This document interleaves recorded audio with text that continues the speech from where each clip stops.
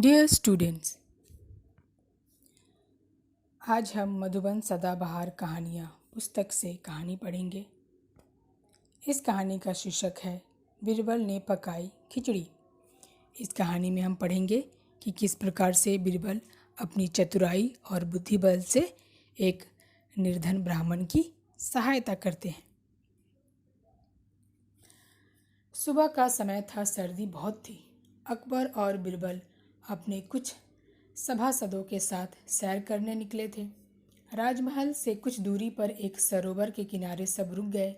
मुगल सम्राट ने हाथ पांव धोने के लिए जैसे ही सरोवर के पानी में हाथ डाला, सिहर उठे। ओह, कितना ठंडा पानी है!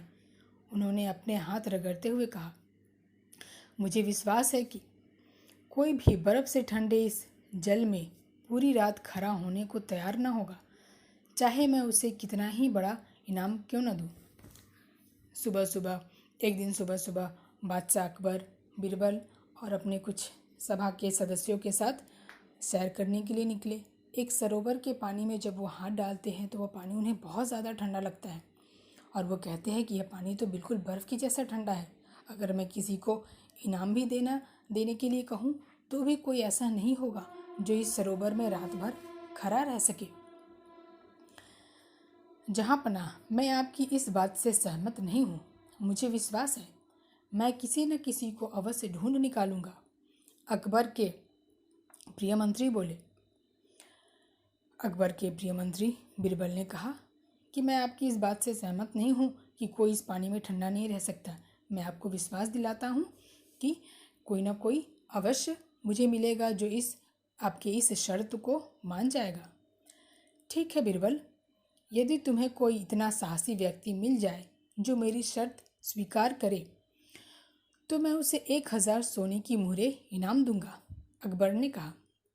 दूसरे ही दिन अकबर एक निर्धन ब्राह्मण को बादशाह के पास ले आया। तुम इस तरह अपनी जान पर क्यों खेलना चाहते हो? अकबर ने पूछा। जहाँपनाह, मैं बहुत निर्धन हूँ। यदि सारी रात सरोवर में खड़े होने से मेरे परिवार को सहस्त्र सोने की मुहरें मिल जाए तो मैं अवश्य प्रयत्न करूँगा, ब्राह्मण ने हाथ जोड़कर कहा। दूसरे दिन एक गरीब ब्राह्मण को लेकर बीरबल आए तो उस ब्राह्मण से अकबर पूछते हैं कि तुम अपने प्राणों को क्यों जोखिम में डालना चाहते हो? तो ब्राह्मण कहता है कि मैं बहुत ही निर्धन हूँ, मैं बहुत गरीब हूँ और केवल एक रात ठंडे पानी में खड़े रहने से अगर मेरे परिवार को इतनी ज़्यादा सोने के मुहरें मिलेंगे तो मैं यह कार्य अवश्य करना चाहूँगा। अकबर कहते हैं कि ठीक है, मैं तुम्हारे साथ अपने 2 रक्षकों को भेज देता हूँ। वे तुम्हारा ध्यान रखेंगे। सरोवर के उस बर्फ से ठंडे पानी में वह ब्राह्मण कंधों तक डूबा रात भर खड़ा रहा। प्रातः सूर्य निकलने पर ठिठुरता हुआ जल से बाहर आया। आश्चर्य कि वह अभी जिंदा था। ब्राह्मण के दांत किटकिटा रहे थे। वह रक्षकों से बोला, मुझे तुरंत बादशाह सलामत के पास ले चलिए। अब वह बूढ़ा ब्राह्मण रात भर उस ठंडे सरोवर के पानी में खड़ा रहा। जैसे ही सुबह हुआ वह रक्षकों से कहता है कि जल्दी से मुझे अपने बादशाह के पास ले चलिए। अकबर के दरबार में पहुंच ब्राह्मण बोला, जहाँपनाह, मैं पूरी रात सरोवर के ठंडे पानी में खड़ा रहा हूँ। आपके रक्षक इस बात के गवाह है। मुझे पुरस्कार दे दीजिए, आपकी कृपा होगी। इन्हें अभी सोने की 1000 मुहरें दे दी जाए, अकबर ने आज्ञा दी। अब जल्दी से बूढ़ा ब्राह्मण अकबर के दरबार में पहुंचकर कहता है कि मैंने आपकी शर्त पूरी की है। मैं रात भर उस ठंडे जल में खड़ा रहा और इसके गवाह आपके रक्षक हैं। अकबर प्रसन्न होते हैं और उस निर्धन ब्राह्मण को 1000 सोने के मुहरें देने की आज्ञा देते हैं। ठिठुरते हुए ब्राह्मण के मुख पर मुस्कान थी। तभी अब्दुल करीम, जो एक दरबारी था, उठ खड़ा हुआ। वह अपनी चतुराई से सम्राट को प्रभावित करना चाहता था। बादशाह सलामत ने इनाम के रुपए देने के लिए कह दिए, लेकिन इसी बीच दरबार का एक सदस्य जिसका नाम अब्दुल करीम था, वह अपनी चतुराई से बादशाह अकबर को जो है वह प्रसन्न करना चाहता था।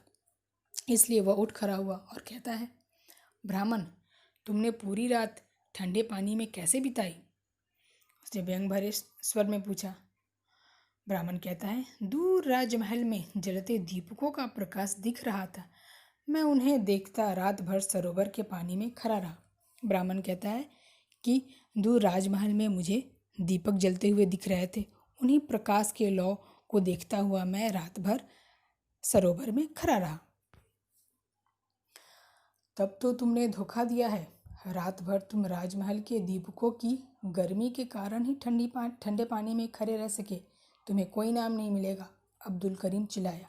अब्दुल करीम ने अपने तर्क से कहा कि तुम सरोवर के पानी में इसलिए खड़े रह सके क्योंकि जो राजमहल में दीपक जल रहे थे उन दीपकों की गर्माहट तुम तक पहुंच रही थी, इसलिए तुमने धोखा दिया है। तुम्हें कोई इनाम नहीं मिलेगा। ब्राह्मण हक्का बक्का रह गया और अकबर यह जानते हुए भी कि दरबारी ने ठीक नहीं किया, चुप रहे। बेचारा ब्राह्मण बिना पुरस्कार के दरबार से बाहर भेज दिया गया, लेकिन बीरबल ने निश्चय किया कि वह ब्राह्मण को न्याय दिलाएगा। अब अब्दुल करीम की बात सुनकर बेचारा बूढ़ा ब्राह्मण बहुत हक्का बक्का रह गया। बहुत उसको आश्चर्य हुआ कि यह मेरे साथ क्या किया जा रहा है। अब जो है उसे बिना इनाम के ही दरबार से भेज दिया गया, उसे कोई इनाम नहीं दिया गया। और बादशाह अकबर जो है ये सब कुछ देख रहे थे, लेकिन उन्होंने कुछ नहीं कहा। परंतु बीरबल ने निश्चय कर लिया कि मैं इस बूढ़े ब्राह्मण को न्याय दिला कर रहूँगा। 2-3 दिन बीत गए। बीरबल ने अकबर, अब्दुल करीम और कुछ अन्य दरबारियों को अपने घर खाने का न्योता दिया। उन्हें पहुँचे कई घंटे बीत गए पर भोजन का कहीं नामो निशान नहीं था। अब जो है एक दिन बीरबल क्या करते हैं कि बादशाह अकबर और अब्दुल करीम तथा दरबार के कुछ अन्य सदस्यों को अपने यहाँ भोजन के लिए आमंत्रित करते हैं, भोजन के लिए बुलाते हैं। कई घंटे बीत जाने के बाद भी उनके घर में भोजन का कोई नामो निशान ही नहीं था। भोजन कब आएगा कब नहीं आएगा कुछ पता नहीं था। अकबर के पूछने पर बीरबल बोला, खिचड़ी पक रही है, पकते ही भोजन परोसा जाएगा। 2 घंटे और बीत गए। भूख के मारे अकबर का बुरा हाल हो रहा था। बेसब्री से कहा, बीरबल, दाल चावल पकने में इतनी देर? हमें और कितनी प्रतीक्षा करनी होगी? बहुत समय बीत गया, 2 घंटे बीत गए, फिर भी भोजन का पता नहीं। अब जो है बादशाह सलामत थोड़े बेसब्र होकर पूछते हैं कि दाल चावल पकने में इतना ज़्यादा समय लगता है? अब हमें कितना प्रतीक्षा करना होगा, बता दो। चलिए हुजूर, देखते हैं अभी कितनी देर है, बीरबल अपने मेहमानों को ले जाते हुए कहा। वह सबको घर के पिछवाड़े ले गया। वहाँ जमीन पर धीमी धीमी आग जल रही थी और वहाँ एक ऊंचे पेड़ पर एक बड़ा सा देग लटका हुआ था। यह क्या मूर्खता है, अब्दुल करीम चिल्लाते हुए बोला। इतनी ऊंचाई पर लटके देग तक इस आग की गर्मी कैसे पहुँचेगी? यह खिचड़ी तो कभी नहीं पकेगी। अब जो है जब बीरबल अकबर और सभी लोगों को अपने घर के पिछवाड़े लेकर जाते हैं तो वहाँ पर क्या देखते हैं कि ज़मीन पर जो है एक धीमी धीमी आग जल रही है और उसी एक पेड़ के ऊपर बहुत ही ऊंचाई पर एक बर्तन टंगा हुआ है। यह देखकर अब्दुल करीम जो है वह कहते हैं कि यह क्या मूर्खता है, ये कैसी बेवकूफ़ी है। नीचे ज़मीन पर इतनी धीमी धीमी आग जल रही है और इतनी ऊंचाई पर एक बर्तन टंगा हुआ है, इसकी गर्माहट तो उस बर्तन तक पहुंचेगी ही नहीं, यानी कि भोजन पकेगा ही नहीं, खिचड़ी पकेगी ही नहीं। क्यों अब्दुल, क्यों नहीं?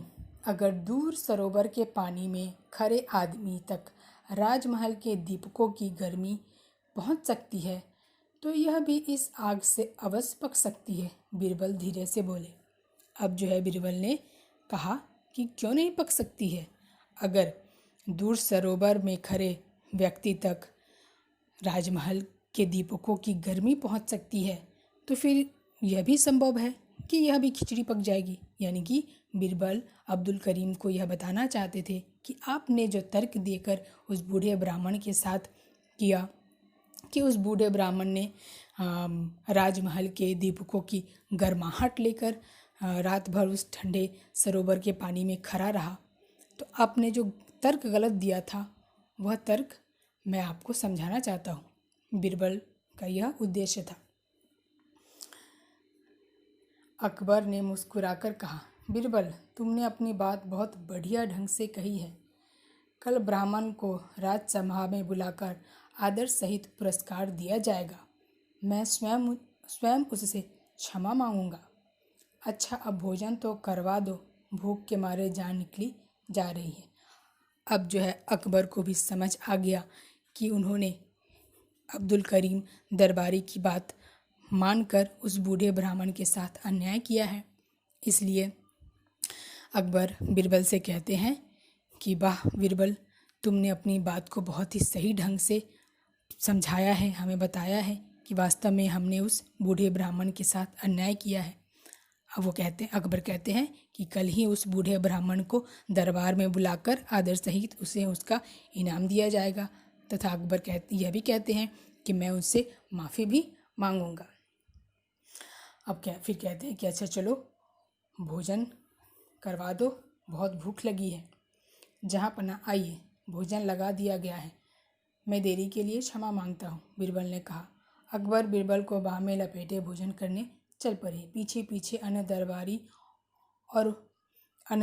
और मुंह नीचा किए हुए अब्दुल करीम भी थे।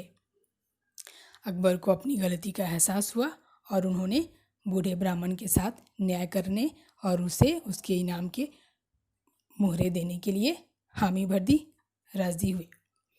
अब अब्दुल करीम को भी इस बात का एहसास हुआ कि उन्होंने बूढ़े ब्राह्मण के साथ अन्याय किया। तो बच्चों, यह थी हमारी कहानी बीरबल ने पकाई खिचड़ी। अब इस कहानी से हमें क्या शिक्षा मिलती है? देखिए, अन्याय का मुकाबला करना और असहाय को न्याय दिलाना हम सबका कर्तव्य है। यानी कि अगर कहीं कुछ गलत हो रहा है, अन्याय हो रहा है, कोई असहाय है, तो उसको हमें न्याय दिलाना चाहिए। यह हमारा मौलिक कर्तव्य है। बुद्धि बल सबसे बड़ी शक्ति है, यानी कि बुद्धि ज्ञान जो है वह हमारे पास सबसे बड़ी शक्ति होती है। इससे बड़ी से बड़ी शक्ति को परास्त किया जा सकता है, फिर चाहे वह शक्ति बादशाह अकबर ही क्यों ना हो। यानी कि अगर हमारे पास बुद्धि है, ज्ञान है, तो हम उस ज्ञान के द्वारा, उस बुद्धि के द्वारा हर एक चीज़ को हम हरा सकते हैं।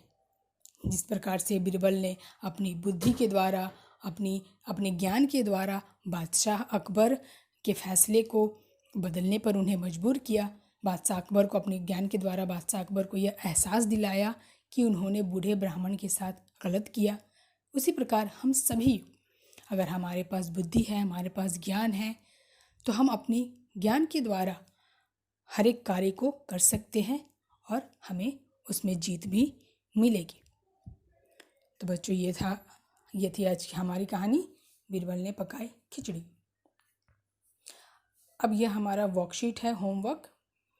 यहाँ पर रिक्त स्थानों की पूर्ति करो। यहाँ पर कुछ शब्द दिए गए हैं, वाक्य दिए गए हैं।